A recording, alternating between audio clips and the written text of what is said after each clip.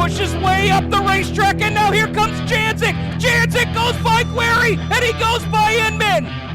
Burnell gets a great run, another 3 wide for the race lead. It's going to drag race off of turn 4. Shepard is there, but it's Larry White at the line. Still going to be Pat Ward, and they make contact. Britton has broken the race car. AJ Slideways. Alan Johnson wins. Whether you hug the infield tires or rip the cushion, you found the fastest dirt track podcast in motorsports. Welcome to Where Legends Are Made, the official podcast of Land of Legends Raceway. Here's Stephen and Brad Ovens. Hey race fans, welcome back. We're back here for another podcast. Had a couple of weeks off, took the family out on vacation, and had ourselves a little bit of a break before race season cranks up, and it's hard to believe that, you know, we're just about a month away from our open practice. Mother Nature letting that happen, of course. We always know that April and early May is always a mixed bag, but I got to say the way the weather has been lately, certainly hoping that we can get an early start to our season this year in 2025. Got a great schedule of events coming up at the Land of Legends Raceway. Again, welcome into Where Legends Are Made, the official podcast of Land of Legends Raceway. I'm your lead announcer, Steve Ovens, with another driver here that we're looking forward to talking to, Cameron Moss from our Mighty Boba 305 Sprint Car Division. We'll be talking to him here in just a moment, but we want to remind you that coming up on Thursday night this week, you're getting this on Wednesday, but on Thursday night, Flips, Crashes, and Collisions from 2024 will debut on Land of Legends TV. Be sure to check that out. Thursday night, 8 p.m. is when we'll go live on Land of Legends TV. It'll be free with your Land of Legends TV account. After Thursday night, it will fall into our $29.99 per year subscription on-demand service. So if you want to watch it for free, watch it on Thursday night at 8 o'clock. We, of course, will be at On the Rocks, OTR, right there on 5 and 20 in Canandaigua. If you want to come out and join our watch party, we'll have the podcast rig out there grabbing some quick interviews, and we'll put an episode together for next week. But come on out. It's a good time. They'll have pizza and wing specials, beer specials. It'll be a really good time. There was probably 25 of us out there last year. It had a great time. And it was really, you know, we talk about the car show in Syracuse being kind of that unofficial kickoff to the season. I really felt like our watch party last year was kind of Canandaigua's unofficial start to the season last year. So a lot of fun. If you want to come out, I highly encourage you to do so. If not, join us on Land of Legends TV. And of course, that is being brought to you this year by Ruggles World of Auto Body right there in Hopewell, just about a tennis ball's throw away from the racetrack. Big thank you to Daryl and Wendy Ruggles jumping on board to sponsor this year's crash video. And we also want to mention DAV, Department of New York, our Disabled American Veterans Organization, that we have partnered. And if you've been watching social media today, you know that we just announced this morning that DAV will be our new Victory Lane sponsor. So excited to have DAV back on board with us this year in a much, much bigger capacity. They will be sponsoring Victory Lane for 2025 and 2026. All right, without further ado, let's bring in our driver interview of the week.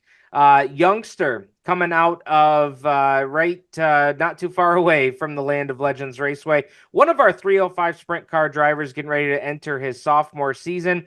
Cameron Moss joins us on the Where Legends Are Made podcast. Cameron, welcome in, my friend. How you doing here this afternoon? Good. Thank you for having me, man. I'm doing good today. How about you? Doing great.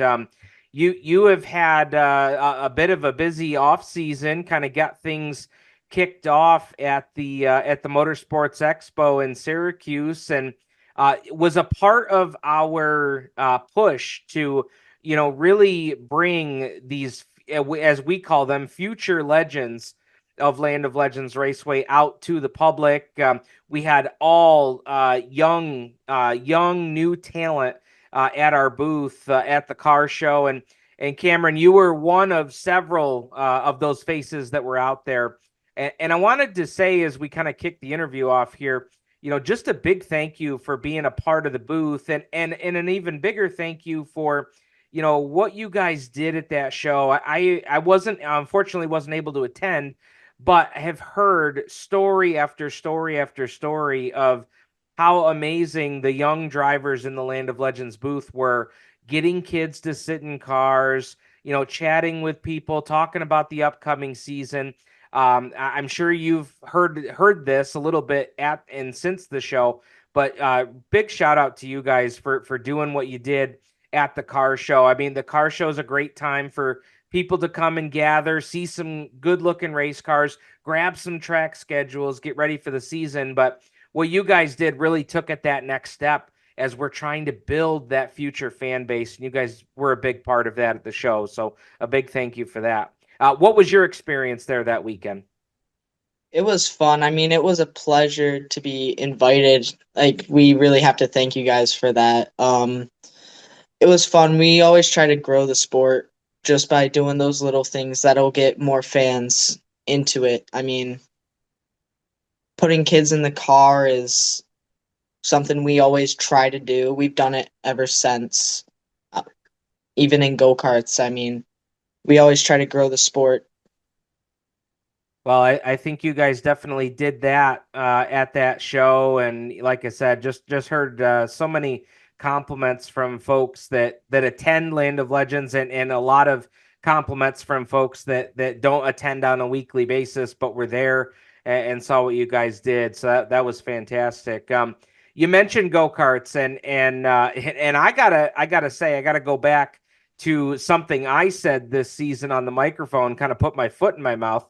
I had at one point thought that you came through the micro sprint ranks and then found out it was actually through go-karts, and I love that. That's how my family got started in racing, and it's been fun to chat with you guys a little bit more and learn that there was a lot of people in go-karting that we kind of shared acquaintances or friendships with, Weatherby family being one of them, and I'm sure there's been so many that you've interacted with in karting that we've known over the years. But kind of like going back to your early go-karting days, like how did you get involved in racing? What made you want to get into go-karts? Has racing always been a thing for you? And what age did you get started? When I was 6, my dad brought me to a little racetrack called Moe's Karting World, and I liked seeing them going around, and I asked him if we could get one, and he said sure. He was excited to get me into it because he's been around racing all his life. And he was excited for me to actually be into it and want to race. Did anybody in your family race before that, or was going to Moe's kind of the first, kind of the first introduction to motorsports? So my grandfather, he raced at Woodhall, and my dad helped him a lot, and he brought me to a racetrack, and it got me into the sport. Now, I've got some folks that listen into the podcast that I've been friends with since my days announcing at Woodhall. Remind us your grandfather, and what did he race there at Woodhall? His name's Dwayne Moss, and he raced street stocks. Okay. Okay. Awesome. So there's definitely a little bit of racing history in the family. Um, I, you know, I know that, sometimes, businesses evolve and things change. And I was so sad to see Moe's, kind of make that transition from a go-kart facility to a concert venue. And certainly they've been very popular as a concert venue, but man, Moe's being right down the road from Woodhall. I remember my 3 years being there at Woodhall. It was like, boy, that is just a great way, because Moe's was a great place for kids and even adults to get into karting, and then eventually want to move up and want to race, down the road on the high banks at Woodhall. But what was your experience like racing at Moe's? Because that looked like a fast little joint there. Oh, it was always fast. I mean, one of the people that I went to school with, we would always go head to head there. It was a fun experience. I started there, and then when they closed, we had to move away, sadly, to a different track, which upset me a little bit, but it didn't matter because we still got into racing. So Yeah. So where did you guys land after Moe's closed? after Moe's closed, we went to Lime Rock, and then when they started running exclusively big cars, we moved to Paradise, and Nice. then got into the BMS series, racing all over the East Coast. We even went to Little Eldora for karting. Really? Oh, that's cool. Actually, is that, and I there's probably going to be some fans listening to the podcast go, Steven, you've been to Eldora and you've not heard of Little Eldora. Where is that on the property where the big track is? It is on the property. It's right off the backstretch of the big track. Oh, okay. Okay. I've been to Eldora twice. Never knew that existed back there. I missed it completely. Yeah, you could walk straight from the pits right up to the backstretch, right to the track. Wow. Okay. So I gotta guess that Little Eldora, when they have the events on the big track, is probably where they shoot all the pyro and the fireworks off from if it's out in that location. Yeah. Oh, that's Yeah, cool. That's cool. Is that the furthest away you've gone to a race, in the that is karts the or yeah, that is the furthest we have gone away for a race. We were nice, gone, nice. what? Yeah. So you started racing karts at Moe's. You eventually make it to Paradise before they end up closing. I can't imagine the difference. Like it's going from Martinsville to Talladega for the go-karts. Yeah, I mean, it Paradise was is big, big sweeping corner. I mean, guys used to tell me, you Paradise, the last couple of years there before they quit running, you were like, running in a draft almost. yeah, it was really fun. One of my favorite experiences there was just running against all my friends that we got from karting. It was a fun experience there. That track was always fun to be at. It was very sad when it closed down. I mean, going there, racing on the same tracks that bigger cars raced on, it was pretty cool to race on the same surface as them, even if they did mess up the track for us a little bit. Yeah, yeah. No, absolutely. That was and with us similarly starting in go-karts, that was that still hurts my heart to drive through Geneva and know that, Paradise isn't open any longer. That was the first place I got to win in a go-kart. Like that place will always be special to me. I know there's a lot of folks that really feel the same. Let's transition to, you know, going from go-karts, how do we get into 305 sprints? Was that something you always wanted to do? And then how did you go about making that happen? Well, it was kind of a clear-cut decision. I didn't want to go do sportsmen's. I didn't want to go do micros. I want because of the fuel. It was in the micros. I mean, I went straight to 305s, and it was pretty cool to meet the other drivers there too. It Yeah. was, and they were a big help to Now, our progression. that's a big jump, right? Going from a go-kart to a 305. What was your, thoughts on the very first night you went out there? The very first night I went out there, I was just trying to get seat time. I mean, I didn't really expect much.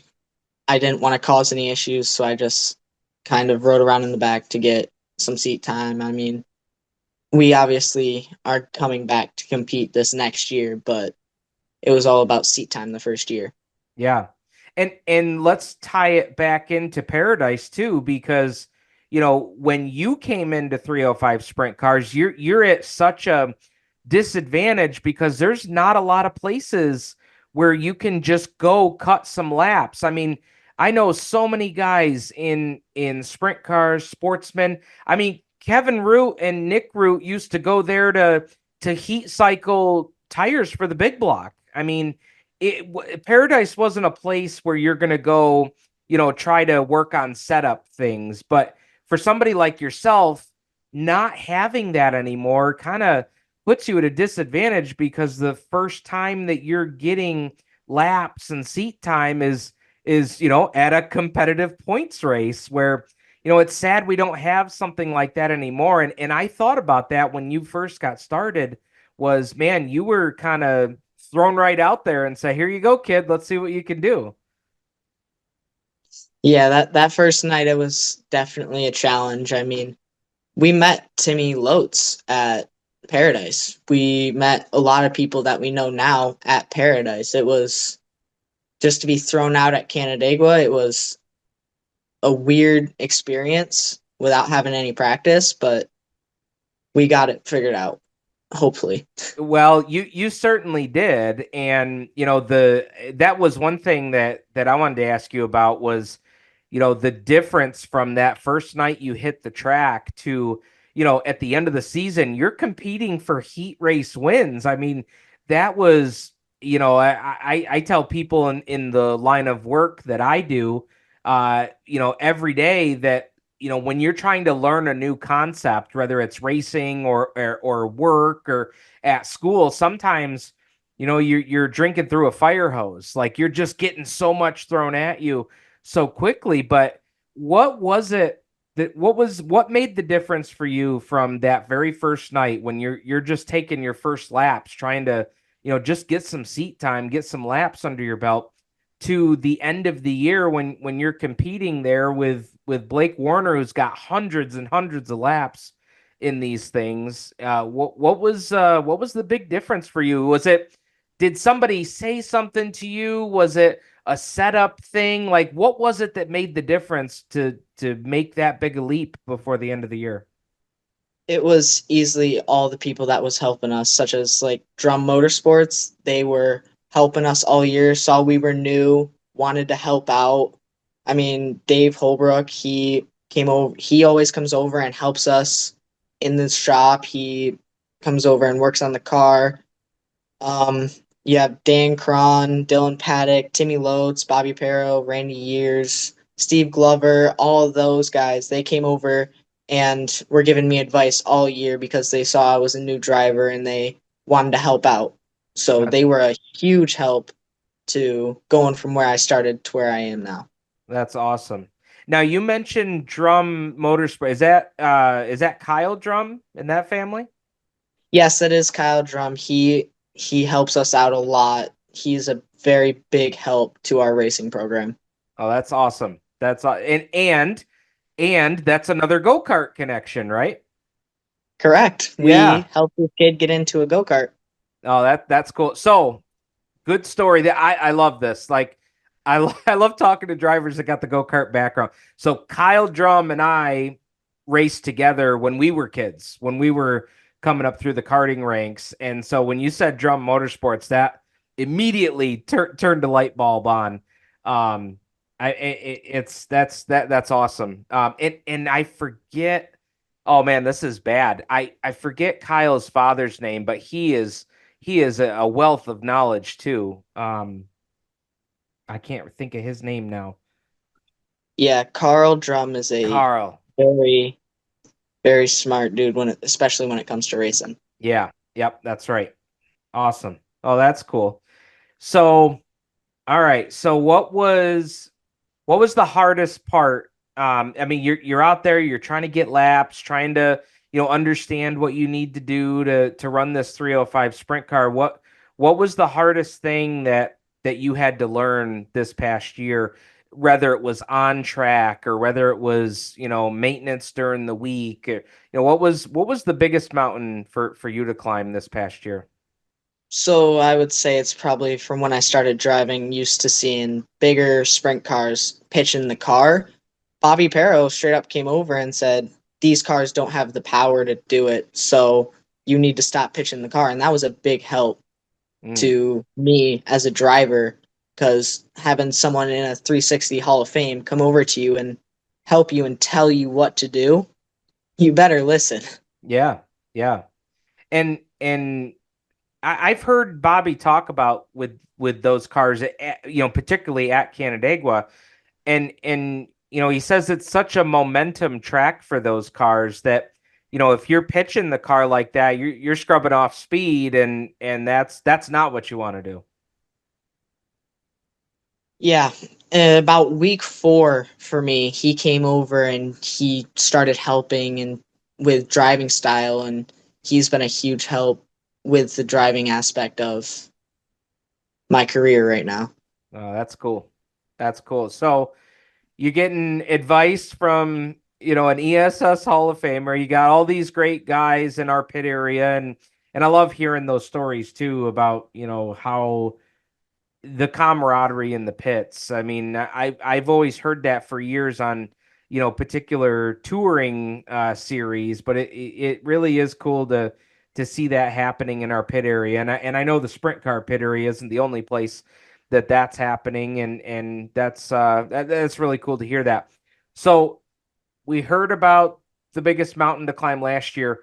What is the one or two things, like what is the big ticket item on your list that you go into this season saying, okay, I need to do this, or I need to be better at this, or this is something in the first 3 or 4 races of the year. This is something I want to work on and be better at. I gotta prove that one heat second place wasn't a fluke. I gotta get a heat win in. I love it. I love it. How about in terms of like driving the car? Like, that is there something that you guys stumbled on when all of a sudden, you started having more speed and you were, hanging with those top guys? Was there something that you kind of caught at the end of the year that you said, boy, we gotta, this is great, but we gotta go a little further here? Uh, Um, we were arguing back and forth, me and my dad, about what the car was doing. I gotta learn to feel the car out. Because it feels different than a go-kart. It feels the exact opposite of a go-kart. So Yeah. I have to learn the difference between those.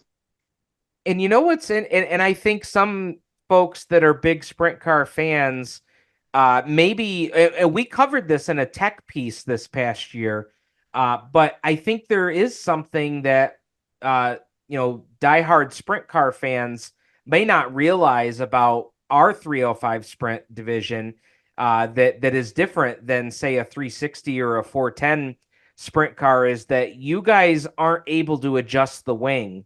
Like you guys can only do that, in the pit area after hot laps or after the heat. So that's one thing where, you guys kind of pick what direction you're going to go. And then you got to kind of stick with it. Like you can't adjust the wing or, make those kind of adjustments. Yeah, I mean, it really doesn't, you kind of got to keep it. And that I think makes it more interesting at track, because at that point you're like, okay, I got to stick with this. I got to make this work. I got Yeah. to make this work to be competitive. Yeah. Yeah. Whether it's changing your line or, hustling the car a little differently. So yeah, no, it's, I think that's, something that, maybe some of our more casual fans that are fans of sprint cars maybe don't realize. So that's interesting to hear. Yeah. All right. So you pick up Rookie of the Year for this past season. I'm sure that meant a lot, but between Rookie of the Year and really presenting yourself well at the car show a few weeks ago, you pick up and you just announced a couple days ago, that was something I was hoping we would talk about here on the podcast, was you pick up a new sponsor in Dirt Track Digest TV. Talk me through that, because that had to be a pretty humbling experience to have somebody walk up to you at a car show like that. Yeah, it was. it was surreal. I mean, we're very happy to have them on board. It was at the Motorsports Expo. We were definitely not expecting Dirt Track Digest to come over and be like, "Hey, we want to sponsor you." We didn't go there expecting that. I mean, we went there to have fun, pick up sponsors, and represent Land of Legends. Great, and it didn't. We didn't expect that. So they're on board with you this season. So they're gonna, they'll be the logo on the car. And did I hear we're picking up some new threads, a new suit for this year? Yeah, George, who owns Dirt Track Digest TV with Art, he came over to the car, and I was not there at the time. I was doing something else, and he asked my father where I was, and my father told him I was, and I came back to the car when he called me back, and we walked over to George, and he said, "How do you feel about getting a new fire suit?" I mean, that was that's pretty much what it was. It Yeah. was insane. I mean, I didn't expect that. Yeah, no, that's cool. And I know with some of the drivers in other divisions that they do that. And for anybody that's listening on the podcast that has considered or been on the fence of doing some kind of marketing partnership with a driver or race team. I've got to tell you that is a marketing idea that isn't used as much as I think it really could be. Even if you're not one of these sponsors that's going to put thousands and thousands of dollars into putting your name on the side of a race car, boy, that race suit, especially for tracks that like Land of Legends, like the tracks that Dirt Track Digest TV serves, that has streaming, that has those video components. We've got Doug Elkins that walks around the pit area, and then Doug does interviews on his own for his YouTube page. That fire suit, that name right across the chest of the fire suit, that is becoming pretty prime real estate for marketing opportunities. So they have really used that well. And I know another company that I work with does that as well for some of their dirt and pavement drivers, and that's one thing that they incorporate into part of their sponsorship deal. And it's just because whether it's a victory lane photo, whether it's an interview, it's a great way to get the name out there. So man, that's exciting, having them on board. And for those that are, I am sure those that are listening to the podcast know all about Dirt Track Digest TV. They do incredible work. They partner with racetracks to get their events live streamed. They have got several weekly tracks that are do extremely well. I'm thinking of Albany, Saratoga being one of them, that they have got a great partnership with. And they've got an incredible library of video that they've done. And what's interesting about them is you go into their library, and it's dirttrackdigest.tv. They've got dirt events, they've got pavement events, and they've got the indoor racing series, which runs during the off season. And so they've got a great library there. They're at Brewerton, Fulton. You can catch them on an on-demand tape delay basis. They're at Albany, Saratoga. They've got partnerships with the Short Track Super Series and Flow Racing. So for those that enjoy watching the Flow productions, that's all the local DTD crew that's out doing those races. And I think sometimes people forget that those events that are seen on a big platform like Flow, those are all the local guys that you see out at our local tracks that are putting those shows together. So man, that's exciting. That's cool. That's a great thing. And I know that you guys do have some other space on the race car, and looking for folks that want to jump on board. Tell us about, how they can get a hold of you. I know you've got a Facebook page going, but tell us where people can find you. I mean, yeah, you can just message um the motorsports page on Facebook. That's really how you can do it. I mean, it's really cool to have that so people can actually reach out, ask questions, and communicate with us. So that's Moss And Motorsports on Facebook. And if you search that, I'm actually searching it on my phone right now. You pull that up and you see a picture of his number 25 305 sprint car. Speaking of that, how did you land on the number 25? uh, I was born on July 25th, so I just picked 25 when I started racing. It's stuck. Okay. Yeah, did you have that in go-karts too? Yeah, I had it all throughout my karting career. Nice, nice. What do you do? So now non-racing. What do you do outside of racing? You got, any interest? Do we do any sports, anything like that? Yeah, I do basketball and football, but I tend to focus a lot on racing because that's what appeals to me, you know?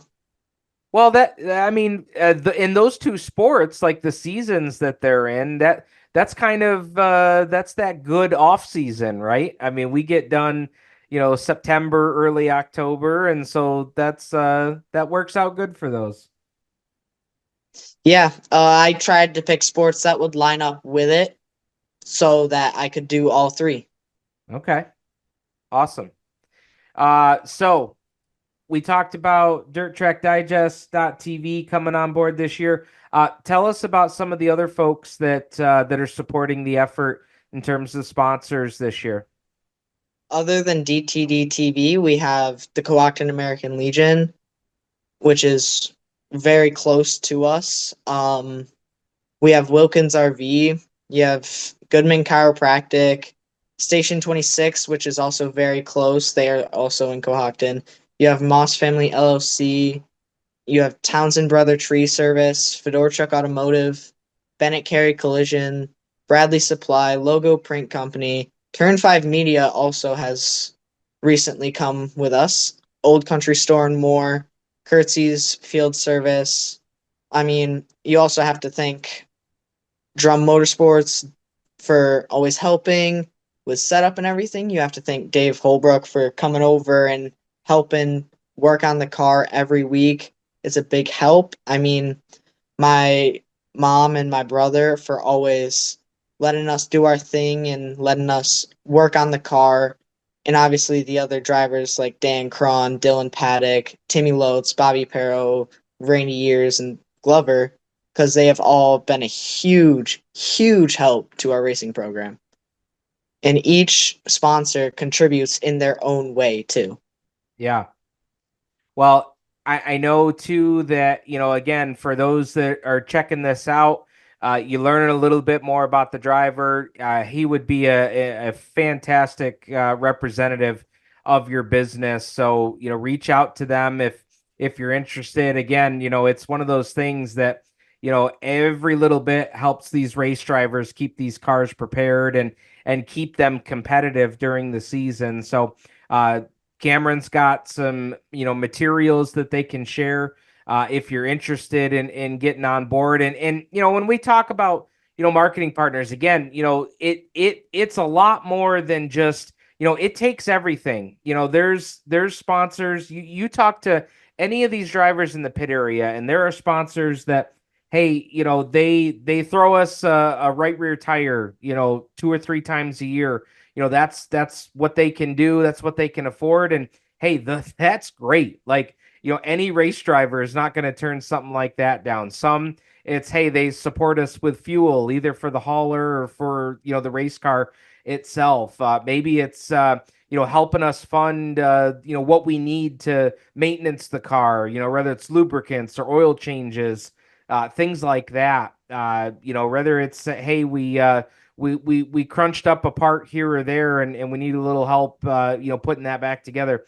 Every little bit helps these race teams. So if you're listening to the podcast this week and you say, hey, I'd love to get involved. This young guy is a great spokesman for his family and his race team, and we'd like to get involved. Reach out to them. They've got some great materials they can share to kind of show you what that looks like, and also, particularly, and I'm gonna toot the Land of Legends horn here.